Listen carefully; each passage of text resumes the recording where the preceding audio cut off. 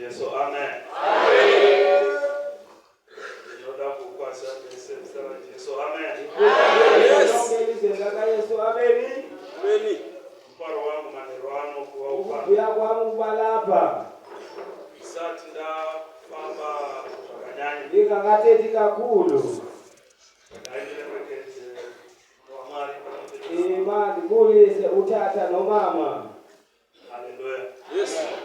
Timothy ane mamwe mazwi anotaura. Utimothy kuna manyamazo awatetayo. Vachiti vakuru vano esiti abana badala bata pashoko bayabamba kulizwi vanofanira nekukudzwa.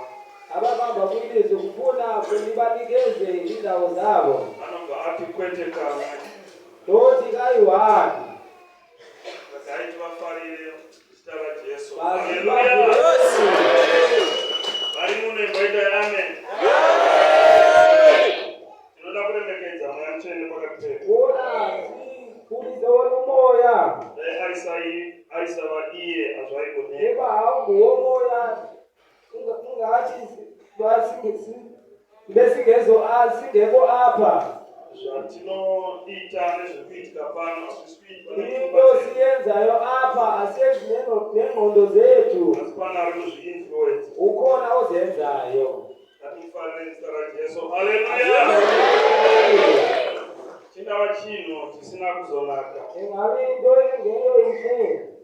tikasafarira mufundisi chiropa. Eba alivuyelanga umfundisi Chirodza nabantwana bakhe.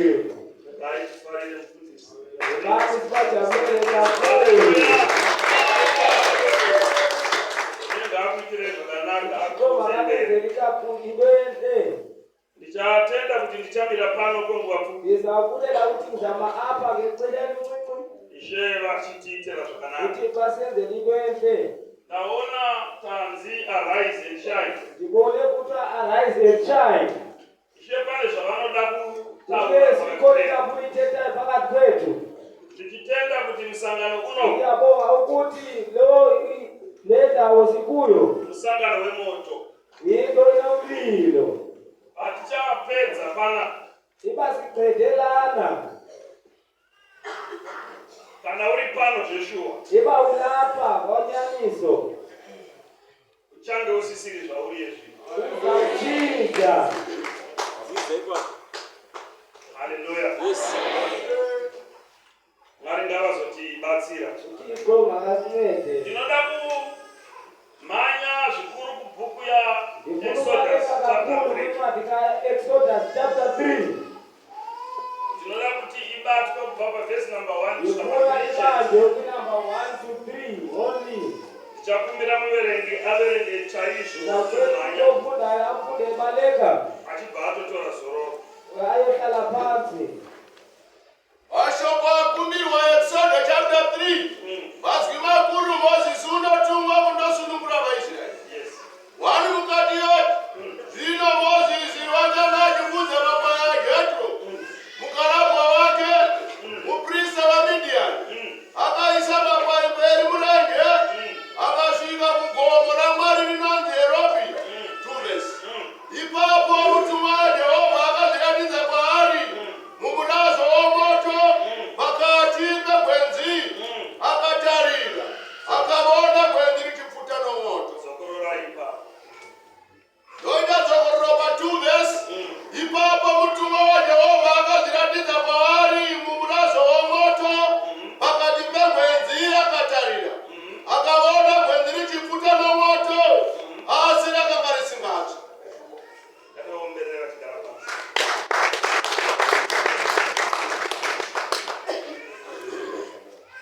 Mwari vazotiitira zvakanaka. Uthixo asenzele into enhle. Haleluya. Nguva zhinji kana tichiverenga shoko raMwari Elikhulu xa lifunde ilizwi lakhe. tinozviziva kuti Siyayazi ukuthi Old Testament Old Testament mucherechedzo wezvaizouya mangwana. yile nto ibisikhombisile ezawuzayo. Asi panapa Kodwa lapha ndinoda kuibata ndifuna ibamba sezvairi. ngale ndlela ehamba ngayo. Haleluya. Kana tichiverenga Bhaibheri Xa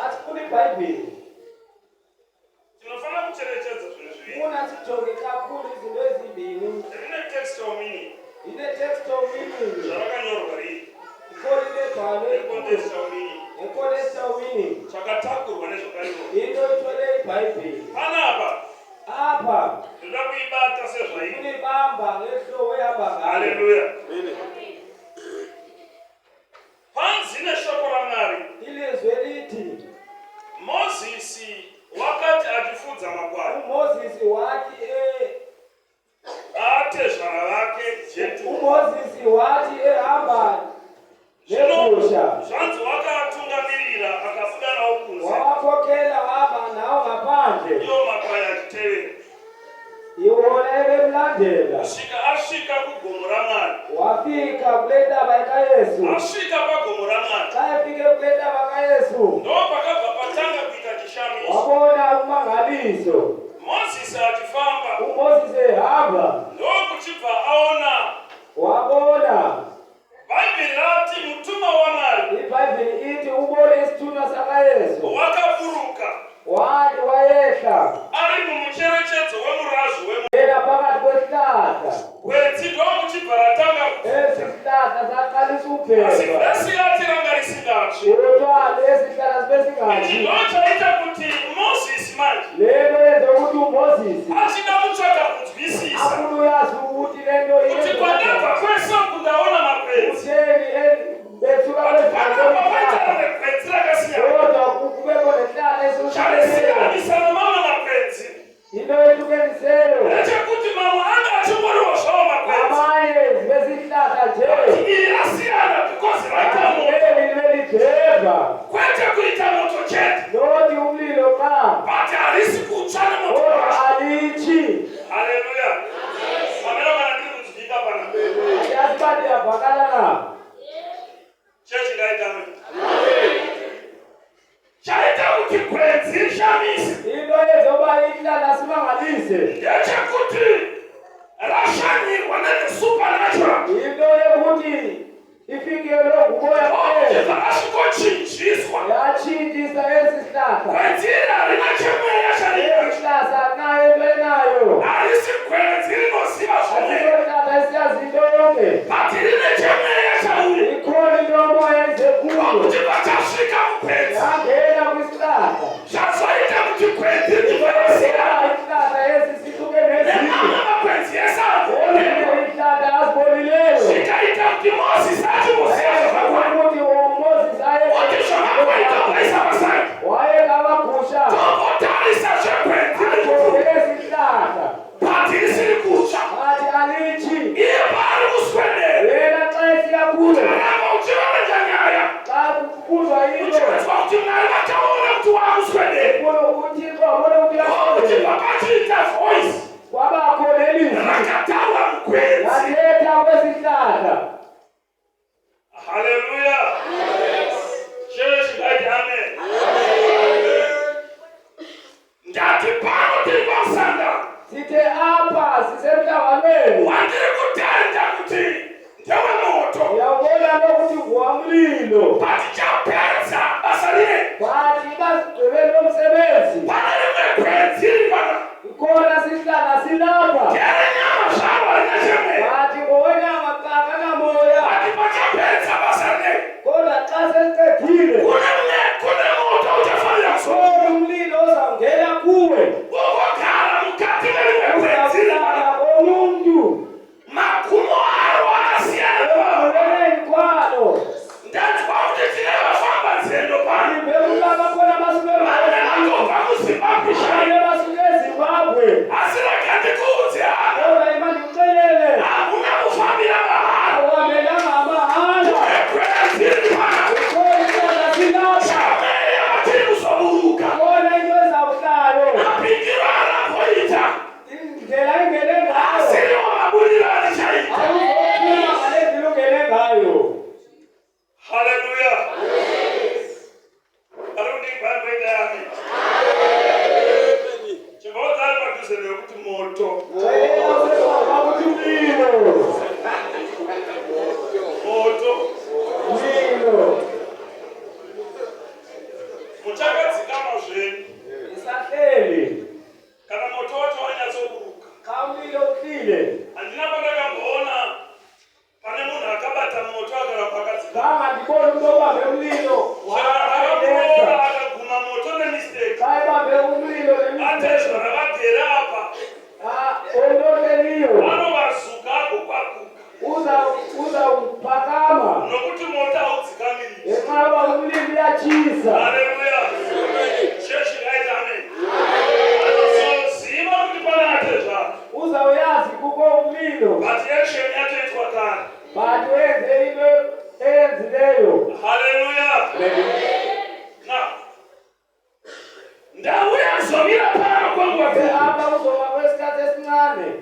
ndizotaura namamwe makwenzi ndizothetha nomntu mwari wokudenga ngazotibatsira uyesu makakwenzera inceba tinoda kushandurwa kwamamwe ona makwenzi ukuchinjwa komntu auya pano achingova makwenzi uze apa ene ncwadi zakhe pati kona mweya mutsvene kodwa anozivoto ukhona umoya kayesu utamlilo wokuti kana azogara makwenzi uke uhlale kuwe iroro rakatogara patuzererasi nawe lonohlale azvina basa kuti unoiziva zvakadii akatolama uyamazina pati kana moto iwoyo wasushanda ile chenjera kuti unopfunga kuti unoriziva uzaona umuntu unomkhamazi patitazuva rimwe rakasiyana basi uzaona unotukileyo haleluya chechi ngaiti amen tauya kumoto izimlilo zvaizodikirwa zvakanaka tichasururukana tese redu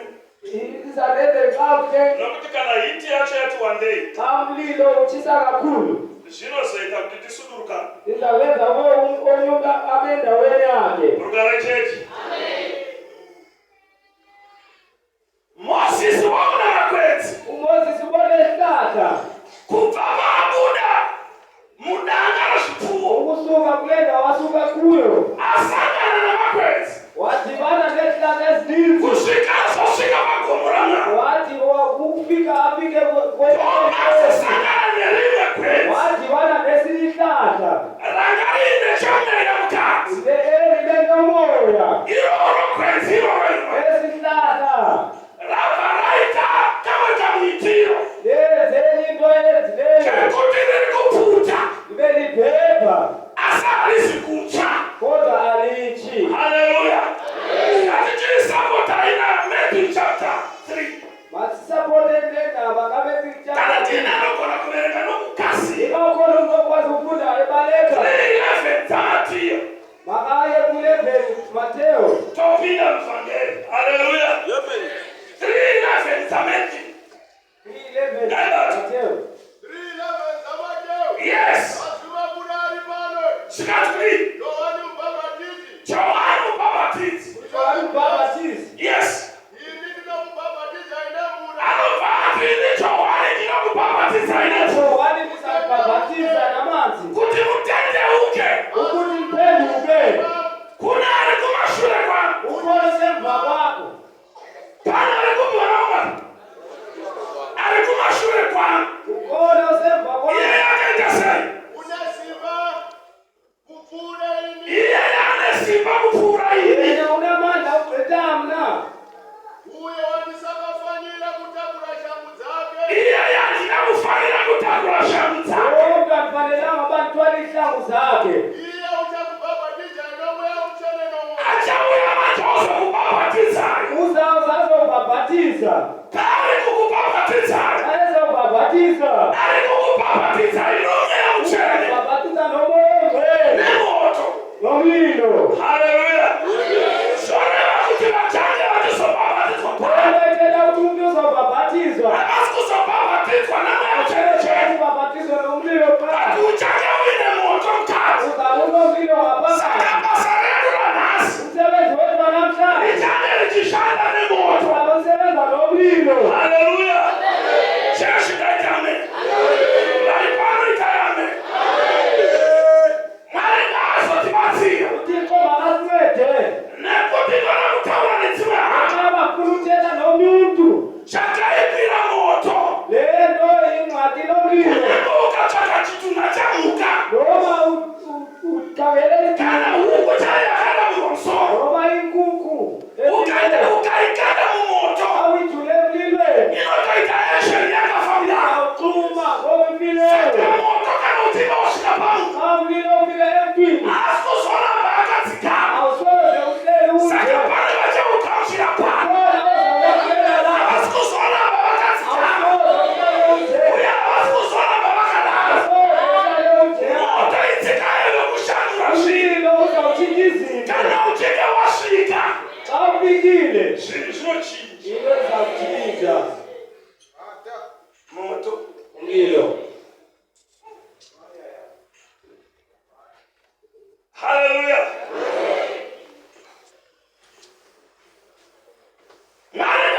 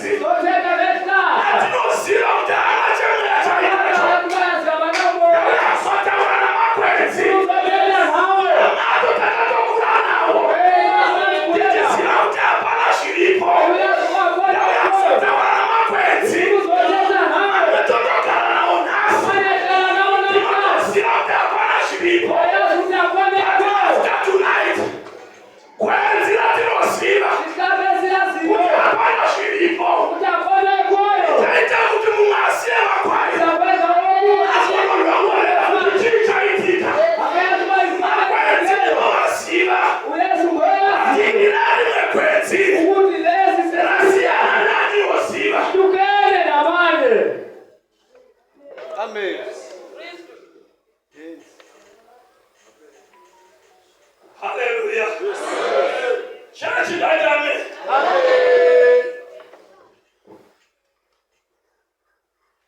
Kana ukinakufa kuipa kwe moto. Iba uzwe ukukaka komlilo.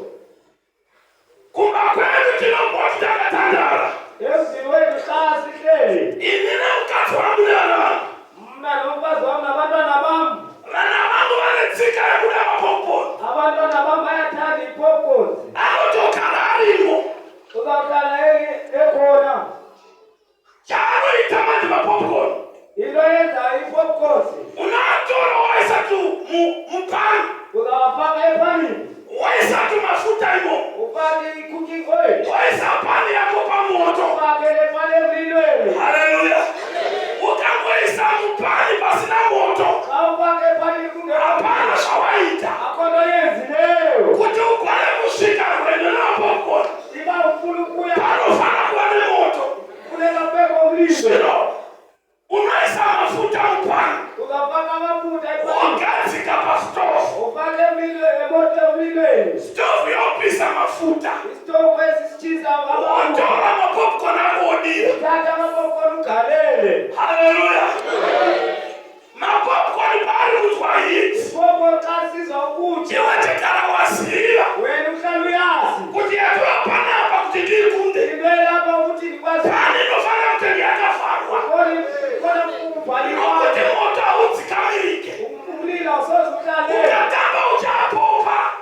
Xa udlala ufoka. Pani yakafurika. Xa ipani ivulekile. Zvazviri kureva ndezvekuti hapana chauchatya. Akhono ongayityayo. Nokuti ese akaperera pasi. Ongazophelela phansi. Achijamba kupapana. Azotsibe epanini. Achitesa moto achienda pasi. Kumlilo siyaphansi. Haleluya. Shachikatame. Saka kuti uikwa nenyaya yacho. Xa uthi ufuna ukwazi. Unofanira kuita yekufara. Funa uyivale. Unenge uchingonzwa achikutika. Uzawuze into edubuka. Chakaipira mapopcorn. Into inengcwabe yakho. Akutika nguva yecheterese. Asoze adubuke ixesha liyi-one. Unonzwa muine masounds akasiyana siyana. Isound ezininzi. Unanokurumidza. Ukona zikole Zvichida usati watofara pano. wena ungakavala. Unonzwa rimwe poo. Elinye zawuthi uphola. Unatopopa. Selipopile. Pauluzofara pano. Wena xa usezawuvala. Unonzwa mane masounds. Uzawuva isound ezininzi. Kuputika kutika. Nemakaya ipaita moto. Uzawuva kukhona umlilo. Haleluya. Manerwano panarufana kuputika. Panarufanira kupopa. Panarufanira kupopa. Nalikuja hama. Emanduxelela. Ndaputikirane kamwe chete. Unanotanga kuputika. Iwe kana watanga kupopa. Wena xa sewupola. Sasoshanira basati. Ungakhethela. Uteteshaku zakaita. Unte zakho zenze. Takapita. Eslow moto uripo. Ezo umlilo ukhona. Unopopa chete. Ngoba cha.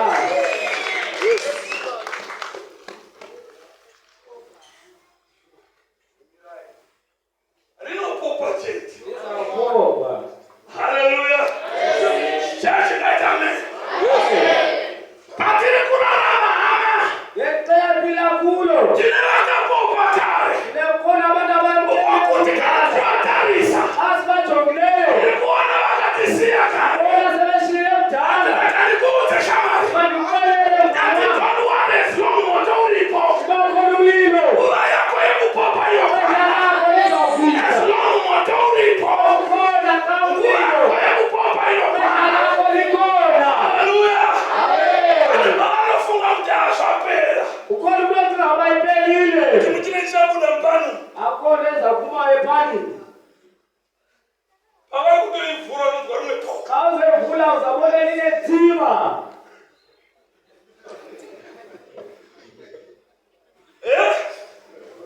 Haleluya. Amen. Chachimundizwa. Oyaziva na. Chinari muchashere pana. Wena. Ndati hamusati mapopa. Andikayamkeli uyesu. Esilongu cheso vachinamatwa. Koimba umlilo ongezanga. Mapopa chete. Uzawuphola. Kana ukagara maanze zvamukwaniswa. Kuye. Munopopa chete. Uzawuyamkeli. Hamusati mapopa. Andikamyamkeli. Usana setari. Panyika panapa pane problem. Yekuti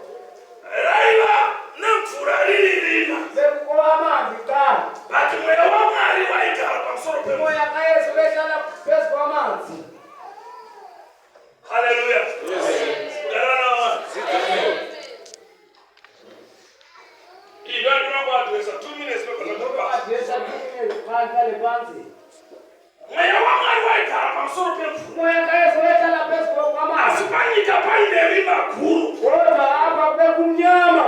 Haleluya. Amen. Ukaranoma. Amen. Church night, amen. Amen. Wadaro mari ndokutotaura. Yesu ateta. Church night, amen. Amen. Church night, amen. Amen.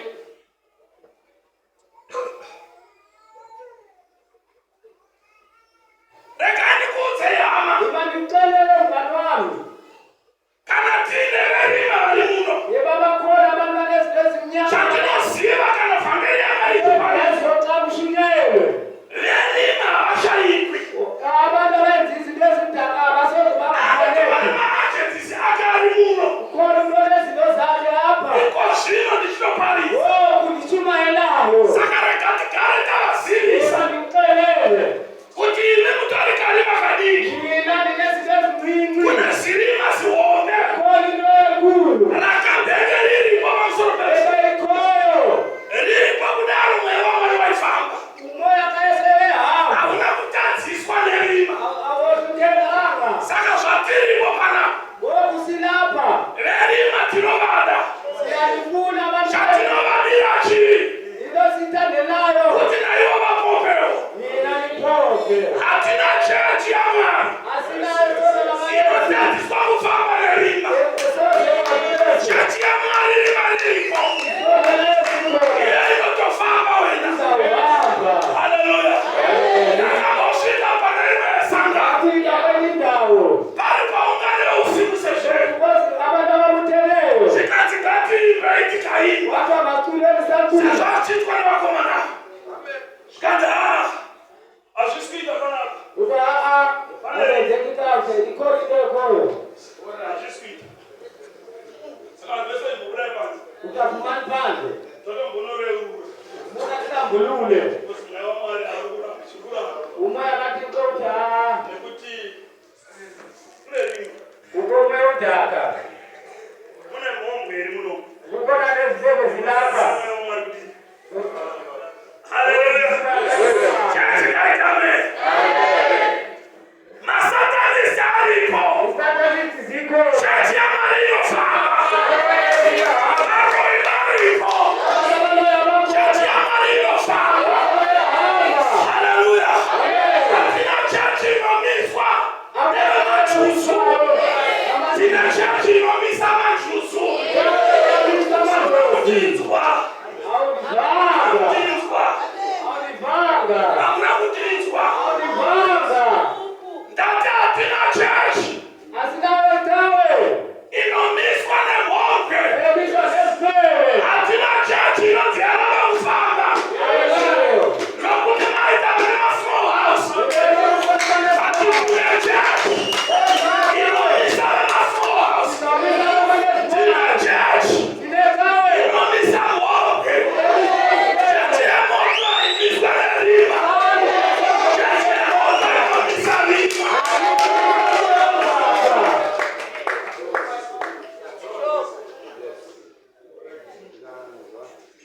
Haleluya. Kana tosora rama. Mukaona paitarima mchachi. Musamise chachi watuna nini. Patimisa irima. Atinatsika ekutikiteka nerima. Atinatsika ekutikiteka nemachuzu. Ikoshira nichiparitsa kamuno. Vamwe vanotora nebute muone. Rekazikudze shama. Isu tina inofamba nemoto. Ravakaputa rakatokwana. Ukasakira kuputa rimuhomwe mako. Arisisire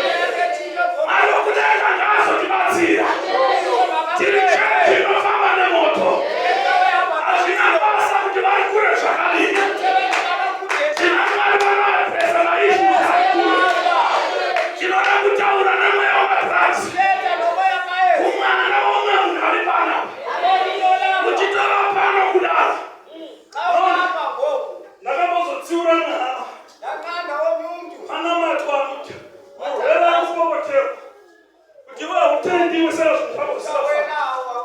Iko kwa kushika bazuko kwacho nokupenda kwacho. Haleluya. Amen. Aungati munhu atofamba kubva kuPitori. Osvika pano kuti atende. Takuita kutanga Pitori asvike pano chii.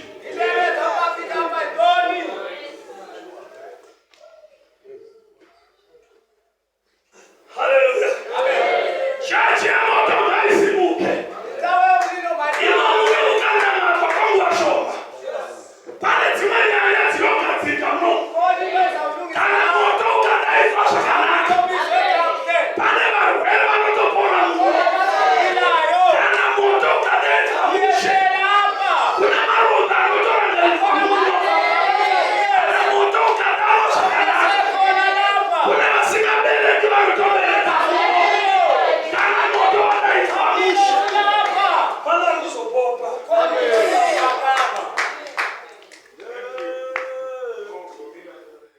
Ndatopedza. Tina vanhu muupenyu kuti uchimutarisa. Unotoona kuti mwana ane potential. Unotoona kuti mai vane potential. But zviri kuramba. Haleluya. Chechi ngaitame. Akamboparidza rimwe zuva.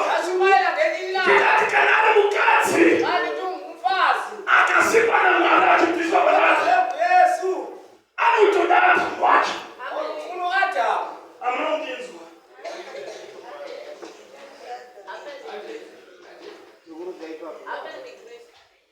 Haleluya. Yes.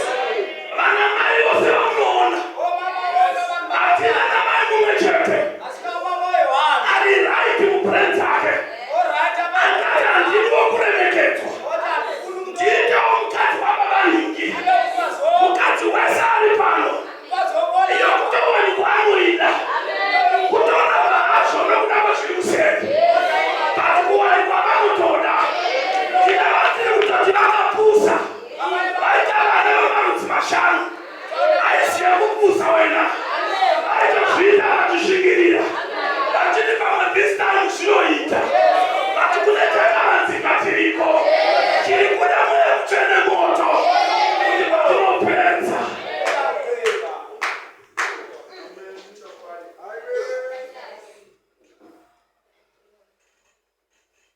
Haleluya. Zvauri zvazvizvo zvinodiwa naMwari. Haleluya. Vati paita dambudziko rekuti Adamu paari kuuya ari kusvotadza obva afa. Kufa kwaAdamu haana kufa ega. Akatofawo pamwe chete nesu. Kureva kuti rufu rwaAdamu takafawo pamwe chete naye. Vati Mwari ngaavongwe. Panomwe Adamu azouya. Paari kuuya ari kuskofa. Paari kufa ari kuti isu timuke. Patakafa naAdamu. Kureva kuti Adamu wechipiri auya kuzofa akatofa. But rizende kuti umuke.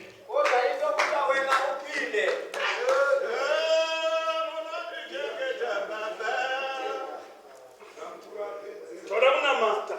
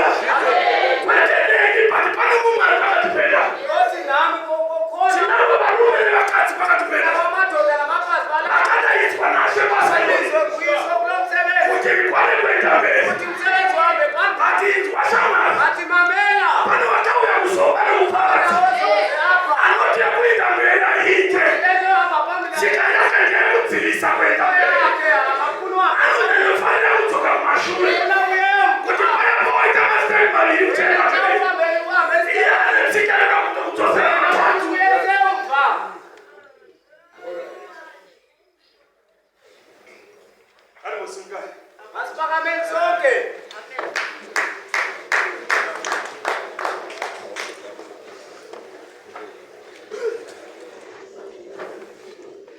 Andiziyazi nokunethi. Andiyazi lokuhlupayo. Andiziyazi nokutambutsa. Andiyazi lokusokolisayo. Andiziyazi wayini lapha. Andiyazi uba uzele ntoni apha. Thina mna sinangoya chetha. Khona umuntu ongazanga nje. But aneshungu mumoyo sahani. Kodwa unayo anayo apha enhliziyweni. Thina mna sinangoya chetha. Khona umuntu ongazanga nje. Ari kuchema mumoyo. Uyakhala enhliziyweni. Ari kuchema mumoyo. Uyakhala enhliziyweni. Nguva yakupompa ndiyoyi. Ixesha lophakama lilo ye. Ari kunyanguyeswa basi. Noma ithwala ifakwe phansi. Kunelitapompa ili basi. Khona uzawuphakama ephansi. Mukange achithi ndapedza basi. Wena upheke. Chitofu chatodzima. Isovu xa seyicimile. Chako chakadzima kare. Yayo yakho icime kudala. Ati tine moto uri pano. Khona umlilo ulapha. Uchapompa. Uzawuphopa. Chitofu chakadzima. Isovu sicimile. Ili kuzopompa. Uzawuphopa. Mukange achithi ndapedza. Umuntu ophekayo xa esithe Chechi yatame. Zvautori izvozvi. yebo uyiyo. Izvozvi zvautori. Ngoku. Zvinogona kuita vice versa mangwana. Isaba vayivesi ngoku. Kondisheni yaunotova nayo iyi. Enda wokuwa. Anopenda kumoto uri pano. Mangwana ine ndlela ine sitori. Zvautori izvozvi pana. Kana ukatenda kumoto. Hausi kuzobuda pamba kadasi. Asi kutaura mangwana. Sikuzotaura iko zvino. Chichidada yatomira pano. Iye anotova mabasa. Ndichizotaura kudai. Iye anotova mabasa. Kana utwe hama. Kana ukateerera moto uyu. Wakamira pawakamira. Zvirwere zvinotobuda. Pasina ruoko rwaiswa pamusoro. Wakamira ipa baba. Yaenda kuvhangeri yamai. Imba yako yatsemuka yatonama. Asi yava kunama pira. Vamwe vanotenda nemvura. Vamwe vanotenda nematombo. Vamwe vanotenda mafuta. Vanoti handikuudze shamwari. Kune simba riri mushoko. Ukalitenda iko zvino. Upenyu hwako nemhuri yako. Hauzozororokana. Wakamira pano unofanira kutora mudzikinuri wegeneration. Iko kutosvika pano kesi iri mugeneration. Inofanira kutodzimwa nokuda kwako. Madzikoma ari kuZimbabwe nehanzvadzi dzinofanira kutorangarirwa nokuda kwako. Haleluya. Ana ari kundinzwa here chechi. Ana ari kundinzwa here basi. Ana ari ready rekupomba. Ana ari ready rekupomba. Ana ari ready rekupomba. Ndoda kuti mutungamiri vanamati. Utata wetu asitangazele. Izwa. Moyo wako chete. Inhliziyo yakho Ukakonekta kumoto. iba umamele kuyesu. Hakuna bali rambovere Mwari chose chaunokumbira. IBhayibheli lithi yonke Kwete into zvimwe. noti ezinye Chose chaunodini. yonke Chaunokumbira. icelayo Chatoitwa. seyenzekile. Haleluya. Chose chaunokumbira. Yonke into icelayo Chose. yonke Chose chaunokumbira. yonke ucelayo Hatina mari wamalimits. asinayo yesu. Chose chawakumbira. Yonke into icelileyo Chatoitwa. yenzekile. Vanhu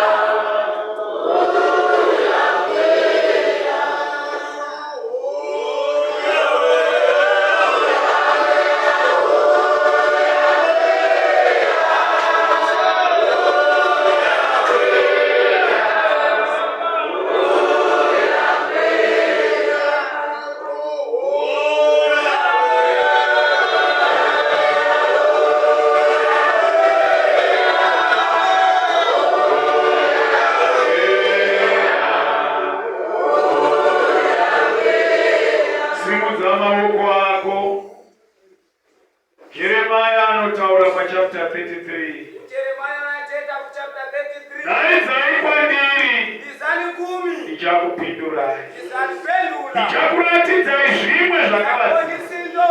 zvamanga musingazivi. Ndonga yaziyo. Zviripo zvausingazive muupenyu hwako. Ndonga yaziyo mileni yako. Nokuti wakazvivanza ndisati. Ekama usafitile. Vana veIsraeri vachigara Bhabhironi Abantwana bese havana kuziva kuti kusunungurwa kuchava. Vaifunga kuti vanofira mutambo. Unodaro upenyu hwako manheru ano. Uchiti handichapona here dambudziko. Shoko romuranda waMwari rati moto. Shoko romuranda waMwari rati moto. Kana kunyange simbi, moto ndiwo wakaigona. Kana moto wabatira, zvinoti hazviite zvinoita. Unoda kuti usimudze kutenda kwako. Uite declaration nemuromo wako. Kuti zvanga zvakavanzika. Zvanga zvakavanzika taura. Ita ngazviiswe pachena. Ita mari yange yakabatwa. Ngairegedzwe. Ita marriage yangu. Kuti ngairegedzwe. Ida paprayer katinamate Jose kuna Mwari wakatendeka.